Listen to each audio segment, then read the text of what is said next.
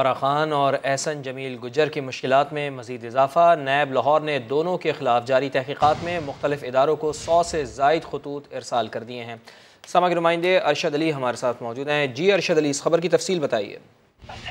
جی بالکل، جو ہے وہ فرح خان اور اس کے شوہر احسن جمیل گجر کی مشکلات میں مزید جو ہے وہ اضافہ ہو چکا ہے۔ نیب لاہور کی جانب سے ان دونوں میاں بیوی کے خلاف مختلف تحقیقات کے لیے جو ہے ٹیم نے مختلف اداروں کو 100 سے زائد جو ہے وہ لیٹر ارسال کر دیے ہیں۔ اس میں ایس سی سی پی کے مبینہ کمپنیوں کی چھان بین کے لیے بھی ان کی جو ہے وہ ایس سی سی پی کو خطوط لکھے گئے ہیں۔ اس کے ساتھ ساتھ ایف بی آر اور ریونیو ڈپارٹمنٹ سے ان کی زمینوں کے جو ہے وہ جائیدادوں کا ریکارڈ کے لیے جو بھی لیٹر لکھے گئے ہیں، اور اس کے ساتھ ساتھ نیب لاہور کا یہ کہنا ہے کہ فرح خان اور اس کے شوہر کے خلاف نیب قانون کے سیکشن 19 کے تحت جو ہے وہ تحقیقات جاری رکھے ہوئے ہیں۔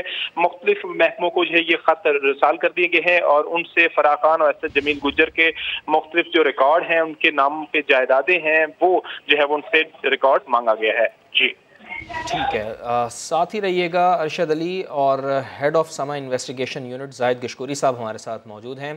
زاہد صاحب، یہ تمام چیزیں دیکھتے ہوئے کیا یہ کہا جا سکتا ہے کہ نیب فرح خان اور ان کے شوہر کے گرد گھیرا تنگ کر رہا ہے اب؟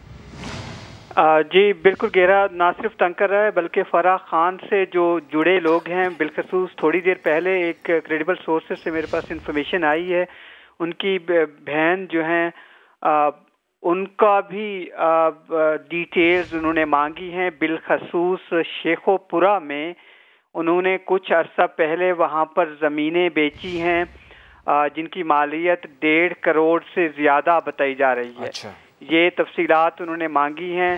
اس کے علاوہ مختلف ڈیپٹی کمشنرز ہیں، ان کی ڈیٹیلز بھی نیب نے مختلف اداروں سے مانگی ہیں۔ تو اس طرح سے جس طرح آپ کو انفارمیشن ابھی ہم نے پرووائڈ کی ہے، مختلف لیٹرز بھی لکھے گئے ہیں اداروں کو۔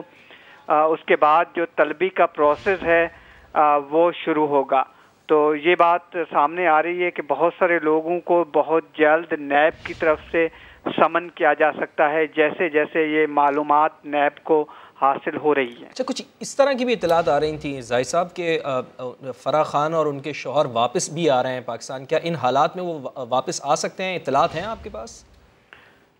دیکھیں، ان کا کیس جو انہوں نے بتایا ہے، ان کے فیملی سورسز سے میری بات چیت ہوئی ہے۔ آج ان کے وکیل نے بھی پریس کانفرنس کی ہے۔ ان کا یہ ماننا ہے کہ کیونکہ نیب کا جو قانون ہے وہ پرائیویٹ لوگوں پر اب اپلائی نہیں ہوتا ہے۔ وہ کاروبار کر رہے تھے 1994 سے، یہ ان کا بتانا ہے۔ غوثیہ ہاؤسنگ سوسائٹیز یا بلڈرز تھے، اس طرح کے کاروبار وہ کر رہے تھے، اور پرائیویٹ لوگوں کے ساتھ ان کا واسطہ تھا۔